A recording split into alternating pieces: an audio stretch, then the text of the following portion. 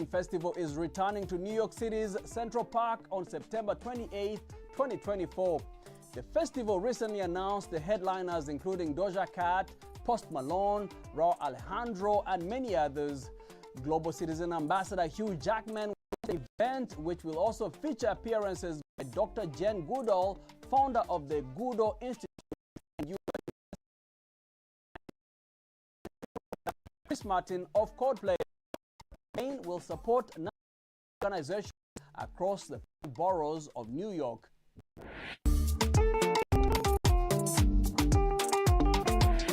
Ethiopian visual artist and storyteller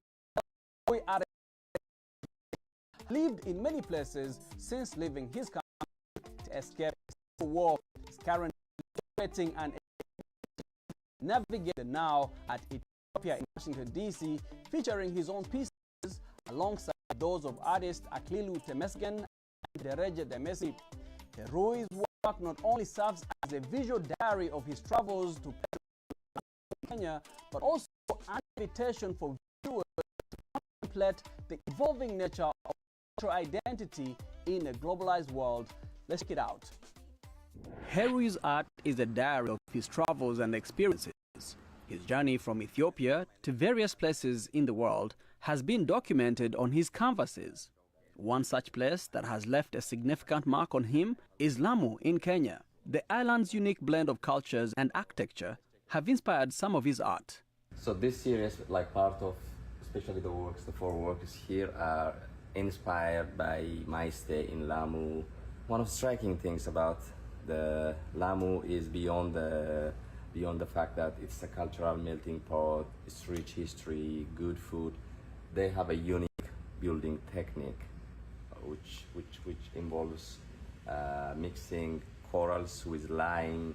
Most of the houses in Lamu are white or broken white, and you can have multi-story buildings like narrow alleys, and like these beautiful bougainville flowers, and these old buildings, plus the very refined carpentry, which like you find everywhere, like in the rich people's houses, the poor people's houses, there is always a patterned carved doors. For Herui, every new place becomes a chapter in his ongoing story of home. His paintings invite viewers to contemplate what home means, not just as a physical space, but as a feeling, a memory, a connection. I've been here it's been only 5 months since I made my move to the US. But between the place that I call home in northern Ethiopia, in Tigray, and moving to the US, I've stayed in for more than a year in Kenya. So yeah, the question have been lingering. What is home to you? It should be somewhere between, like it should be an overlap of like feeling safe and as well as feeling like belonging there, right? The idea of home is not just about the safety, it's about knowing you're surrounded by people who share same values, same language, like where you don't have to be conscious all the time, like a place where you run on autopilot, but you're accepted, like you don't have to make plans every single morning in order to be a human, an accepted human. Whether it's in Zanzibar, yeah, whether in Lamu, yes. Why did you choose to paint the door? Probably I was blown away by the beauty of it first, but that's one of the things I noticed, how the doors are different in back home in East Africa, the places that I have lived in Ethiopia, in Kenya, in Uganda, especially in the small towns or even in the bigger towns, doors are usually open, and like the default state of doors is open, so someone needs to put an effort to close them. His journey began in Mekelle, the city of his birth, which he was forced to leave due to a civil conflict. But his memories and love for his homeland remain alive through his art. These pieces are titled Makalawan and Makala 2. They are depictions of my hometown, Makala, where most of my family lives. And I made these paintings in 2022 while the war, the Tigray war was still active, and there was no communication with people living in the region, my friends and my family. So this is practically me trying to lift myself up and to live a love letter to my hometown. South Africa has seen several waves of immigration from China, with early generations of migrants fleeing extreme poverty at home and newer arrivals seeking business opportunities. Kate Bartlett has the story about Chinese South Africans who have established businesses in Johannesburg's old and new Chinatowns. From duck to dim sum, the kitchen inside Shonde restaurant in Johannesburg gives Chinese immigrants a little taste of home. Hong Kong native and restaurant owner Kun Chan immigrated to South Africa almost 40 years ago. It was easy to make money in South Africa back then. Chan used to have a restaurant in the old original Chinatown. He closed that business because people got scared going to the old Chinatown due to crime. Chinese migrants have been living in Johannesburg before the old Chinatown was even built. The first Chinese arrived in the 17th century as convicts or slaves from what is now Indonesia with the Dutch East India Company. Then, during the early 1800s, Chinese indentured laborers were brought to work on the railways. The original Chinatown on Commissioner Street was established in the 1880s when free Chinese from the impoverished south of China came to the frontier mining town as part of the gold rush. Then, in 1948, South Africa established the apartheid system. Chinese living in the country were classified as colored.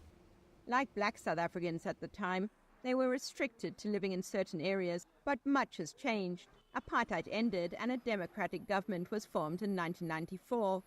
How ethnic Chinese immigrants from different backgrounds see each other also changed, says Arthur Ma. Before, say 20 years ago, you could feel it because we don't even really speak to each other, the new and the old one. We just stick to our own selves, the local Chinese and the overseas Chinese. Now, we help one another. Ma is a first-generation Chinese South African. His father fled poverty in southern China and arrived by boat in 1942. As life improved here, he sent money back home. Then we actually helped build a hospital, give a little bit donation in our own village. Now, Johannesburg's ethnic Chinese community includes people from Taiwan and Hong Kong. And as China opens up and prospers, there are new immigrants from mainland China. Anything we need help, we always ask the new one because they're the ones with the money, you see, because China's going good. But we pave the road for them in this country. Now there is a new, safer Chinatown where more Chinese gather in the suburb of Cyrildene. South African-born doctor Alice Yulin Phan's parents moved from Taiwan in the 1980s. My dad and my aunt opened up factories in Bloemfontein, and then afterwards they opened up restaurants. So quite. Yulin Phan and Chan's children and grandchildren can now live where they choose to live in the city. Many have professional jobs, but still come to the new Chinatown where Chan has relocated his restaurant. Eating, celebrating festivals, events that bring ethnic Chinese from different backgrounds together to keep traditions alive. Kate Bartlett, VOA News, Johannesburg.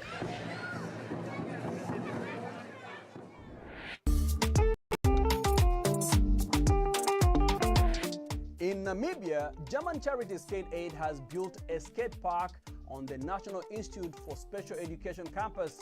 Here, young learners with disabilities can practice a sport that encourages empowerment, socializing, and having fun.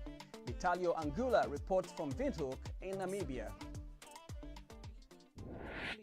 Backsides, frontsides, and kick turns are just some of the tricks 19-year-old Zeka Shikumba has learned over the years. Shikumba, who is partially blind, began skateboarding in 2019 along with other children with disabilities at Namibia's National Institute for Special Education. I was not born like this. I had cancer before. Cancer is the one that caused